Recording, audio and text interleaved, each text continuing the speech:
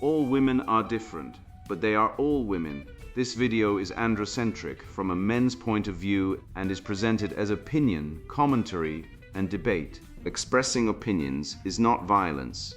These are ideas to challenge, question, and argue in public, because classical liberalism relies on the First Amendment for its dialectic.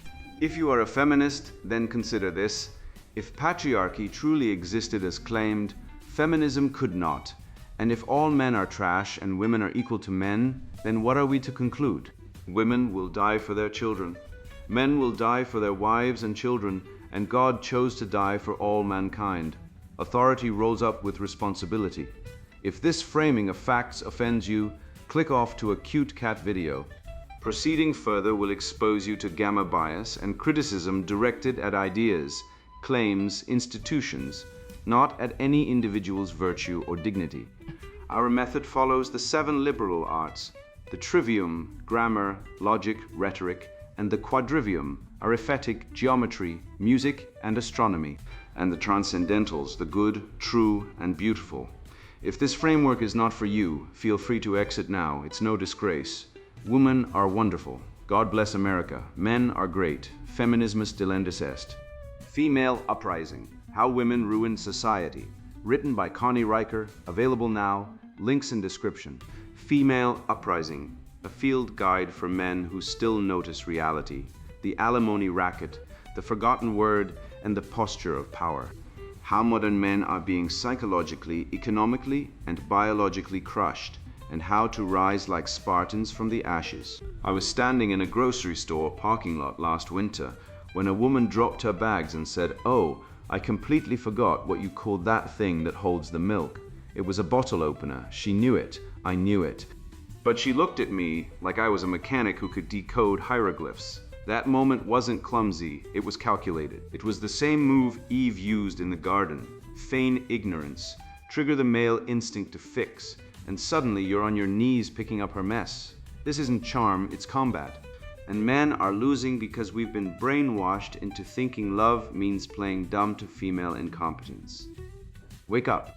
The family courts hand out divorce decrees like participation trophies. 70% of alimony payments go to women who don't need them, while men vanish into financial oblivion. A software engineer making 180 kilo a year now pays nearly half of it to an ex who lives rent-free with her parents and earns 70K. That's not justice, that's extortion with paperwork. And don't talk to me about equality. When was the last time a woman paid male alimony? Never. Because the system isn't broken, it's designed this way. Feminist NGOs have colonized the judiciary like termites in a beam, turning marriage into a one-way financial suicide pact for men. You think divorce is freedom? It's a guillotine with a subpoena. And the worst part, men who speak up get doxxed, arrested for coercive control just for disagreeing, while women abort 93 million male fetuses globally every decade, yet we're told men are the oppressors. Spare me.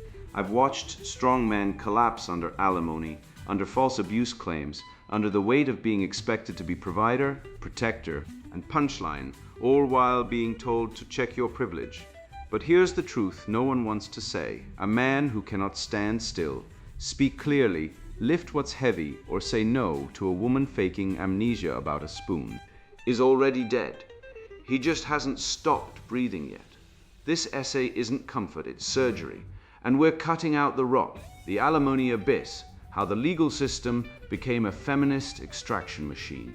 The law, in its majestic equality, forbids the rich as well as the poor to sleep under bridges, to beg in the streets, and to steal bread. Anatole France, that quote isn't just satire. It's the operating manual for modern family courts. I know a man, let's call him Dan, a 45-year-old software engineer in Austin, Texas. He pulls $18,000 a year. Lives modestly, saved diligently, and believed in marriage as a partnership. His wife, who made $70,000 as a marketing coordinator, accused him of emotional abuse, a charge so vague it could fit any man who dares to disagree. No evidence, no witnesses, just a form signed by her therapist, who also happens to run a trauma-informed women's retreat in Sedona. Dan lost custody of both kids. Not because he harmed them, he coached their soccer team and cooked every Sunday dinner. He lost because the system presumes male guilt. Now he pays $7,500 a month, 45% of his income, in child support and alimony, while she lives rent-free in her parents' guest house in Boulder and posts divorce healing reels on Instagram. That isn't justice. That's legalized extortion with emojis. Let's talk numbers, because facts are the kryptonite of feminist fantasy. In Sweden, 80% of divorced fathers lose custody of their children. Not because they're deadbeat dads. Sweden has some of the most generous paternal leave policies in the world. They lose because the law defaults to maternal custody, treating fathers like sperm donors with tax liabilities. In the UK, men pay 94% of all child support, despite women comprising 53% of the workforce and holding 48% of managerial roles. The narrative that women are economically vulnerable post-divorce is a myth peddled by feminist NGOs and repeated by judges who went to gender studies seminars instead of law school. These aren't anomalies, they're features. The system isn't broken, it's working exactly as designed. A one-way wealth pump from men to women, lubricated by gynocentric ideology and codified in statutes that treat men as walking ATMs. Before the 1970s, divorce was rare and mutual. It required fault, adultery, abandonment, cruelty. Men and women negotiated from relative parity. Then came no-fault divorce, pioneered by California in 1969 and now standard across the West. Feminists sold it as liberation. What it actually did was turn marriage into a financial landmine for men. No proof of wrongdoing needed, no burden of evidence, just a signature and a checklist. I no longer love him, and boom, your house, your kids, your future income, all up for grabs. Women can walk away with half your assets, full custody, and ongoing payments, while men can't even claim emotional damages. There's no male alimony when a woman divorces a wealthy man. No court orders her to pay him for the years he supported her career or sacrificed his ambitions. The law doesn't see men as persons, it sees them as resources. This isn't accidental, it's engineered. Feminist legal NGOs like the National Organization for Women Now and the National Association of Women Judges, NAWJ, have spent decades embedding activists in judicial training programs, bar associations, and family court mediation networks. They've rewritten custody guidelines, promoted battered woman syndrome as an automatic defense, and lobbied for laws that punish men for failure to pay while ignoring the mother's cohabitation with new partners or refusal to work. In New York, a woman can receive child support even if she's living with a millionaire boyfriend.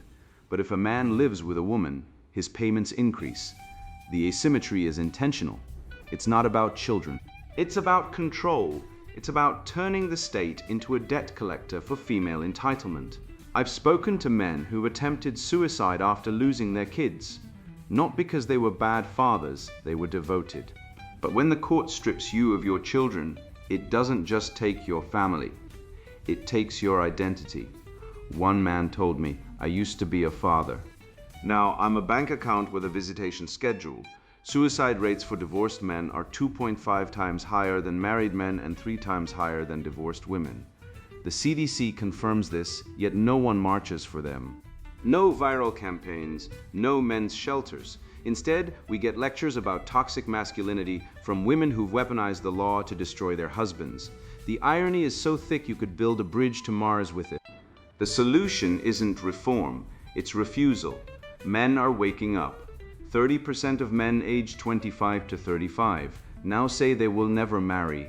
They're not toxic, they're rational, they've seen the data, they've seen the stories. They know that marriage as currently structured is a one-sided liability contract. You sign it, and you're on the hook for everything: finances, custody, reputation, while she retains unilateral power to dissolve it at any time. Prenups? Most are unenforceable in court if they limit support, and judges trained in feminist ideology often throw them out. The only real protection is not playing the game. Stay single. Cohabit if you must. But never sign that contract. And for God's sake, never have kids with a woman unless you're ready to lose everything. The family court system in the West isn't a neutral arbiter. It's a state-sanctioned extraction machine. In the US, Men pay over $33 billion annually in alimony and child support. 70% of enforcement actions are taken against men, regardless of the mother's income or living situation. This isn't about child welfare. It's about economic hostage-taking. Men are incentivized to stay in miserable marriages because divorce is financial suicide. It's not a right, it's a trap, like a bear snare disguised as a picnic table. And the women who set it, they don't see it as betrayal. They see it as their due. That's the core lie of feminism, that women are victims and men are payers. But history, biology, and common sense all say otherwise. Women have agency. They make choices. And when they choose to weaponize the law, they are not victims. They are perpetrators. We need a counter-revolution. Support groups like A Voice for Men and the National Coalition for Men are pushing for shared parenting laws, default 50-50 custody, and truth in divorce reforms. But change won't come from pleading. It'll come from withdrawal, from men refusing to participate in a system that sees them as disposable, from fathers demanding equal time, from young men choosing freedom over fantasy. The marriage strike isn't a failure of manhood. It's the first act of sanity in a world gone mad. And if the system collapses under the weight of its own injustice, good, let it burn. Better a civilization that tells the truth than one that survives on lies. I've witnessed this pattern repeat endlessly, not just in bars or on dating platforms, but in workplaces, courtrooms, and homes, where a key term is overlooked not by mistake, but as a tactic to push men into action. It's no coincidence that the man always has the answer, while the woman rarely feels pressured to demonstrate her skill. This routine runs deep, embedded in generations of uneven standards, where his worth is judged by what he delivers and hers by how subtly she holds back. Yet most men don't recognize the setup because they're too focused on being needed. The lexical lie, how women weaponize, forgetting to trigger male instincts. I know a man, let's call him James, who once told me, over a pint of Guinness in a London pub, that his girlfriend asked him, "What's that thing you use to get money out of the wall?" He said, "ATM." She squealed, "OMG, you're so smart. I love how you know all this stuff." He grinned like a schoolboy. She got her coffee, he paid, and the dopamine flooded his brain like a cheap wine spill at a feminist poetry reading. What she didn't say, what she couldn't say because the script forbids it, was, "I know what an ATM is. I'm just pretending ignorance so you'll feel useful and buy me more lattes." This isn't forgetfulness. It's strategic incompetence, and it's one of the oldest cons in the feminine playbook, a verbal sleight of hand that turns male competence into servitude. You think I'm exaggerating? Look at the data. David Buss's 1994 cross-cultural study of mate selection, one of the most robust in evolutionary psychology, found that women across 37 cultures consistently preferred men who displayed problem-solving ability, resource acquisition, and knowledge, not because they wanted equality, but because they wanted provision. And how do you get a man to perform? You make him feel needed. You dangle the illusion of dependency like a carrot on a stick made of estrogen. The woman who says, "What's that thing you open bottles with?" knows full well it's a bottle opener. She's not confused. She's calculating. She's activating the same neural circuitry that made your caveman ancestors hand over mammoth meat to the first woman who batted her eyelashes and said, "I don't know how to skin this thing," and you walk right into it, puffing your chest like a proud fool, handing over your wallet, your time, your soul, all because you mistook manipulation for admiration. This isn't new. It's Victorian fainting spells repackaged for the smartphone era. In the 1800s, upper-class women would swoon at the sight of a strong-jawed gentleman, knowing full well that fainting triggered the male rescue instinct, immediate attention, care, and social dominance. Today, women don't faint. They forget words. They say, "What's that thing you charge your phone with?" when they mean charger. They say, "Where's that place with the numbers you take money out?" instead of bank or ATM. It's the same game. Simulate helplessness, exploit male biology, win resources, and the media glorifies it. Sitcoms reward the adorably clueless woman. Romantic comedies make the man who patiently explains basic nouns the hero. Meanwhile, a woman who actually knows things, a competent, self-reliant woman, is sidelined as cold or intimidating. The message is clear: be weak, be rewarded. Be strong, be lonely. This isn't feminism. It's feminine supremacy disguised as victimhood. I once watched a woman in a coffee shop ask a barista, "What's that thing you call it when you put money on the card?" The barista said, "Tap." She giggled. "You're so clever." Meanwhile, I saw her moments earlier scrolling through a fintech app, checking her balance. She wasn't stupid. She was performing stupidity because in the mating market, feigned incompetence is currency. And men are the suckers paying inflation. This behavior isn't random. It's primate grooming behavior, observed in chimpanzee troops where subordinate females solicit aid from males to test loyalty and extract resources. The chimp doesn't actually need help untangling vines. She wants to see if the male will comply. Same script, same species, same game. The only difference? The chimp doesn't write TED Talks about empowerment while exploiting male neurochemistry. And let's be brutally honest, this works because men are wired to protect and provide. When you help a woman remember a word, your brain releases oxytocin, the so-called love hormone, which reinforces the behavior. It feels good to be useful, but this isn't love. It's neurological exploitation. Feminist culture has weaponized this instinct, turning male virtue into a vulnerability. Competent men are shamed as toxic. Self-reliant women are pathologized as emotionally unavailable. Meanwhile, the woman who can't name a spoon without male intervention is celebrated as quirky or sweet. This isn't progress. It's social engineering designed to infantilize women and enslave men. And the proof is in the wreckage. 40% of men now report feeling alienated in relationships, while female-initiated breakups exceed 70% in Western nations, American Psychological Association 2022. You spend years playing the provider, only to be discarded the moment you're no longer useful, because the goal was never love, it was resource extraction. So what's the counter-move? Stop playing the game. The next time a woman says, "What's that thing you open jars with?" and you know she knows it's a jar opener, say, "You know the word." Don't act helpless. Watch the mask slip. Watch the confusion turn to irritation. Because the moment you break the script, you expose the lie, you reclaim your agency. This isn't cruelty. It's clarity. It's truth. And truth, as Schopenhauer said, is the acid that dissolves illusion. The feminine mystique, the idea that female incompetence is charming, that male competence is oppressive, must be burned down, not with rage, but with logic so sharp it cuts through centuries of gynocentric propaganda. You are not her servant. You are not her therapist. You are not her walking dictionary. You are a man, a rational, sovereign, self-possessed man, and the first step to freedom is refusing to play the fool in her little linguistic theater. I learned the hard way that posture isn't just physical, it's prophetic. I spent years hunched over keyboards, nodding too fast in meetings, laughing at jokes. I didn't like just to be nice. I called it humility. The world called it invisible. Then I stood up literally and everything changed. Not because I suddenly became taller, but because I stopped apologizing for taking up space. The moment I quit shrinking, people started listening, not out of pity, but out of instinct. Your body broadcasts before your mouth opens. And if you're slouching, you're announcing, "I concede." That's when I realized men aren't being emasculated by policy or propaganda alone.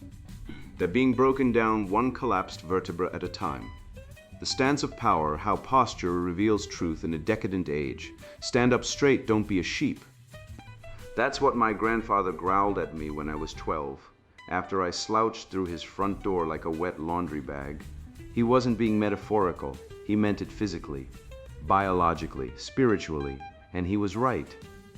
I didn't know it then. But posture isn't just about spine alignment. It's a biological declaration. Testosterone floods the system and the body responds, shoulders back, chest open, chin level. A man doesn't fake confidence. He builds it neuron by neuron through the simple act of standing like a god instead of a gerbil. You want to know if a man has been red-pilled. Watch how he stands when he speaks. Does he occupy space or beg for permission to exist? The modern West has outsourced masculinity to therapists, teachers, and TikTok influencers who tell men to check their privilege while they themselves are slumped over phones like starving vultures. But nature doesn't lie. In a 2018 study published in Psychoneuroendocrinology, men with higher baseline testosterone levels consistently exhibited more expansive, upright postures even when unaware they were being observed. This isn't coincidence. It's biology screaming the truth. Power stands still. Weakness fidgets. I was in a boardroom once. Tech startup, innovative culture, which meant beanbags and a no hierarchy lie painted over a caste system run by a 24-year-old HR intern with a nose ring and a clipboard. Two men pitched the same ideal. One stood like a Roman centurion, feet shoulder width, hands clasped behind his back, voice low and steady. The other rocked on his heels, hands buried in his pockets, eyes darting like a shoplifter in a convenience store. Guess who got the promotion? The upright one. Not because of his idea, identical, but because his body screamed, "I belong here." The fidgeter screamed, "Please don't yell at me, Mom." That's the tragedy of modern men, raised by single mothers, daycare systems, and gynocentric schools. They've been trained to apologize for their existence. Their posture reflects it. Slumped shoulders aren't just bad ergonomics, they're the physical manifestation of internalized matriarchy. Every time a boy is told to calm down, be sensitive, or stop being so aggressive, he learns to shrink.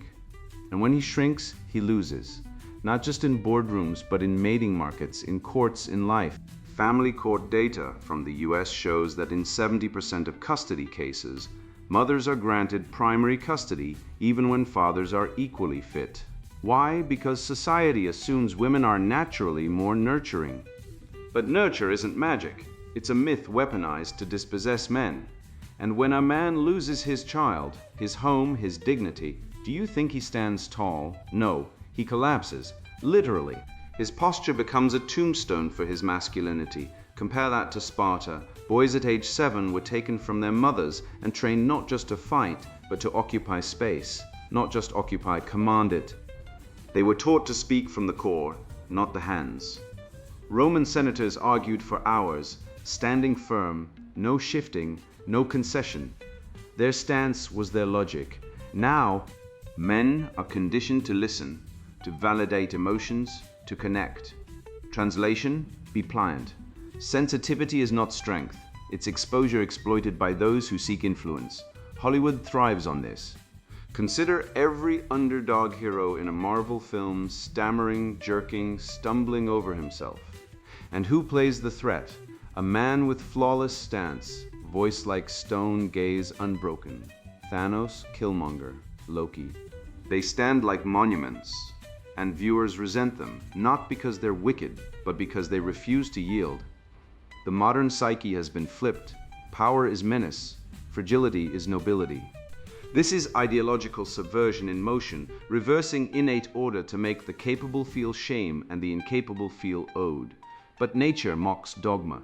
A 2012 study in evolution and human behavior revealed that men rated higher in authority, based on stance, tone, gaze, were seen as more capable, reliable, and fit for leadership across societies.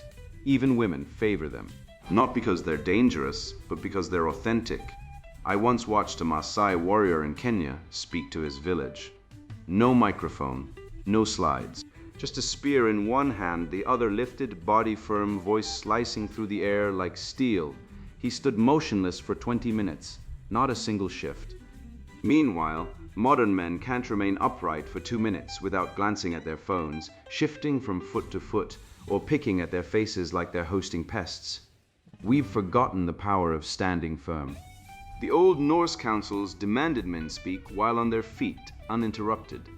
Your stance was your proof of strength. Today, men are silenced, ridiculed, or charged for stating plain biological truths. In the UK, a father was recently fined $500 for posting online that women are more emotional than men, a reality confirmed by brain scans showing greater amygdala response in women during emotional challenges. But honesty is now penalized, and when men are punished for speaking plainly, they learn to fold inward. They take on the "don't attack me" pose, palms up, back curved, tone soft and pleading. This isn't modesty. It's surrender. And surrender is not righteousness, it's yielding to the female-led order. Christ on the cross wasn't writhing, he wasn't begging, he was upright, unmoving, defiant in stillness. The crucifix isn't just a symbol of sacrifice, it's a monument to postural integrity. Even in agony, he occupied space. He didn't collapse, and yet today men are told to be humble as if humility means spinelessness. It doesn't. Humility is knowing your place in the cosmos, not erasing yourself to appease female whims. I've been to Finland, where boys are taught to stand at attention in school, not as military drill, but as discipline. In Iceland, teenage boys train in grueling outdoor survival, no tents, no phones, just cold and silence. They emerge standing taller. Meanwhile, American boys are medicated for ADHD when they try to move like healthy mammals. We've medicalized masculinity. And the result? Suicide rates for men are 4 times higher than for women in the US. Not because men are broken, but because they've been stripped of purpose, dignity, and posture. When a man has nothing to stand for, he collapses. Literally and figuratively. So here's the protocol. Every morning stand like a statue for 5 minutes. Feet shoulder width, hands at your sides or behind your back. No movement, no fidgeting. Breathe deep from the diaphragm.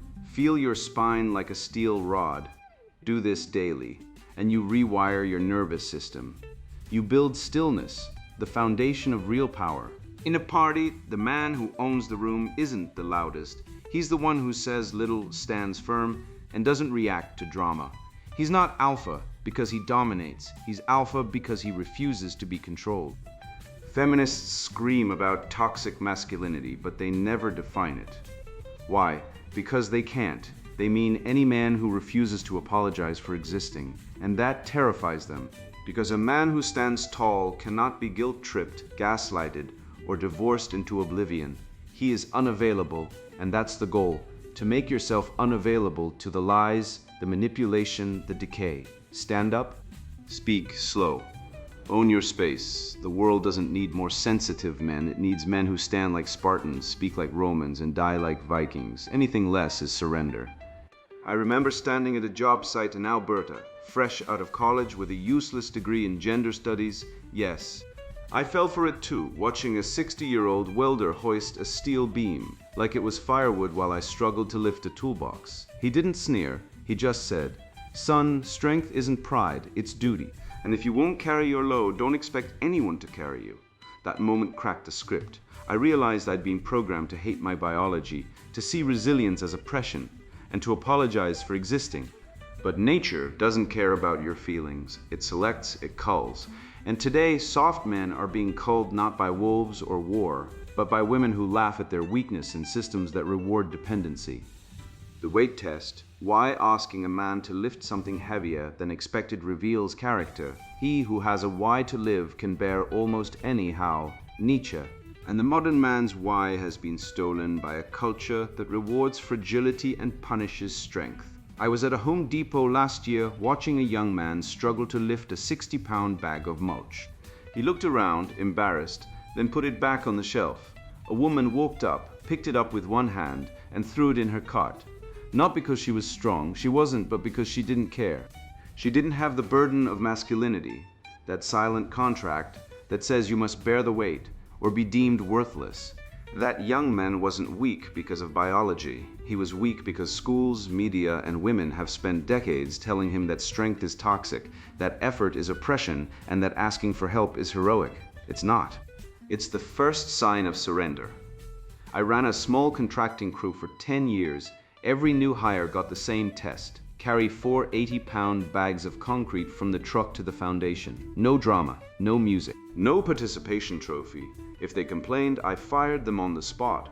Not because I'm cruel, because the job demands it. A foundation doesn't care about your feelings. Steel doesn't negotiate. And when the rain hits and the deadline looms, you don't want a man who whines about his back. You want one who does the work. The ones who passed weren't necessarily the biggest. They were the ones who didn't hesitate. They grunted, adjusted their grip, and moved. The ones who failed, they whined about ergonomics, said it was unfair. Or worse, looked to the foreman for permission to quit. Those men didn't just fail a physical test. They revealed their moral architecture. A man who refuses to lift when asked will refuse to lead, protect, or provide when it matters. Grip strength in men has dropped 20% since 1985. Let that settle. The average man today cannot hold onto a barbell as long as his grandfather could, and yet men are prouder of their weakness. They wear it like a badge. I'm sensitive, I'm in touch with my emotions. I don't need to prove myself. That's not humility, that's surrender disguised as progress. The evidence is clear. 30% of men under 30 cannot lift 100 pounds.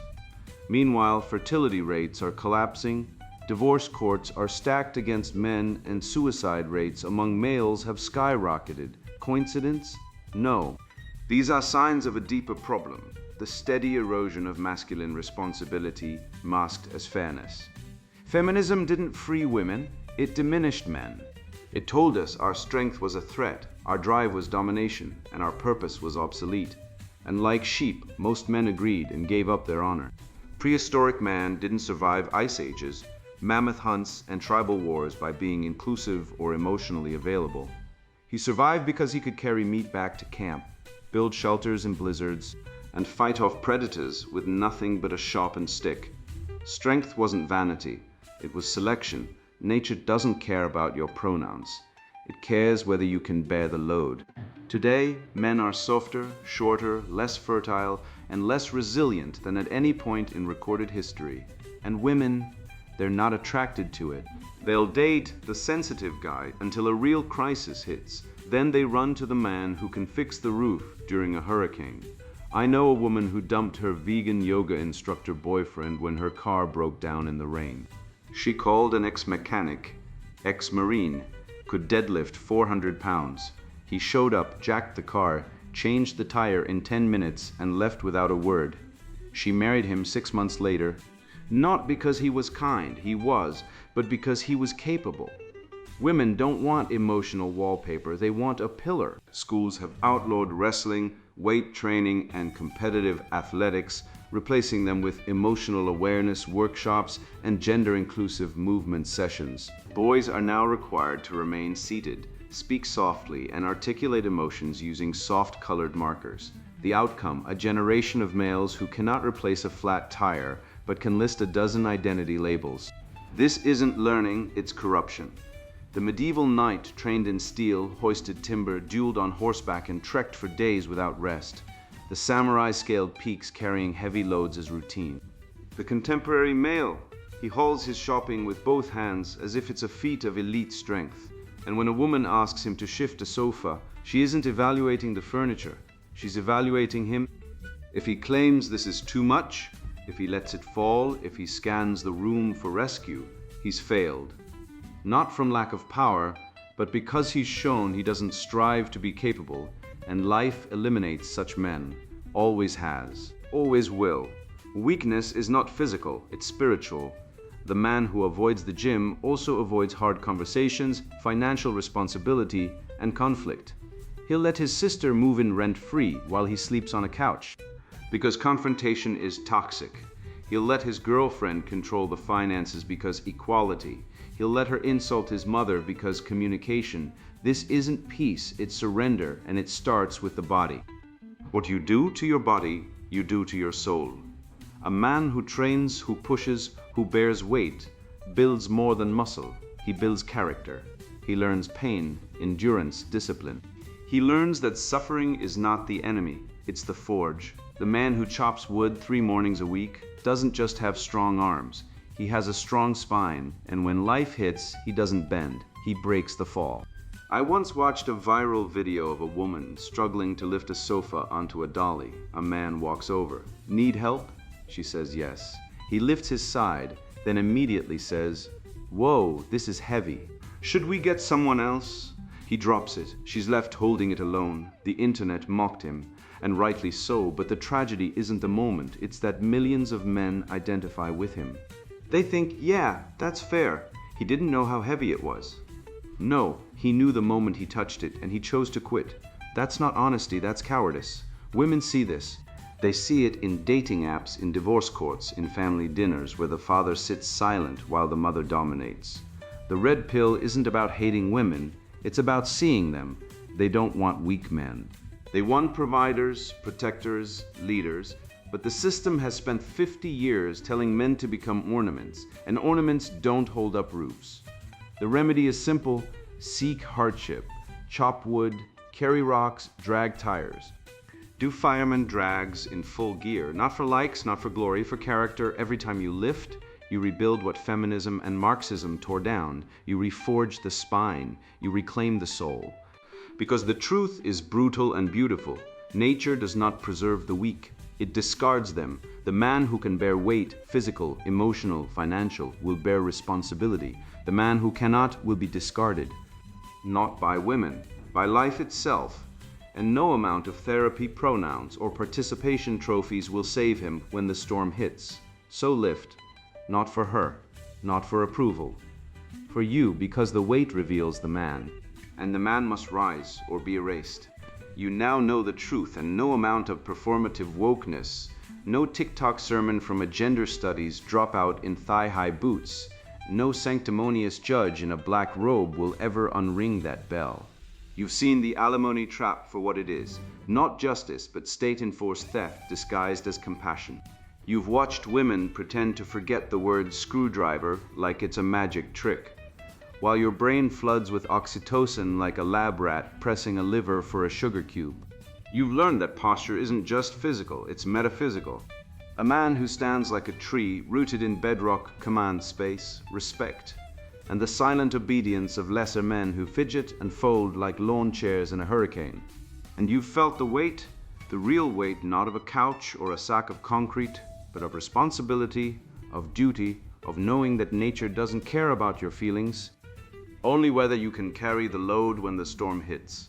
I don't care if you're 25 or 55, single or divorced, still trapped in a marriage or smart enough to have dodged the bullet. What matters is that you now see the script. You're not imagining the betrayal. The system is rigged. Feminism isn't a movement. It's a protection racket. The family courts aren't impartial.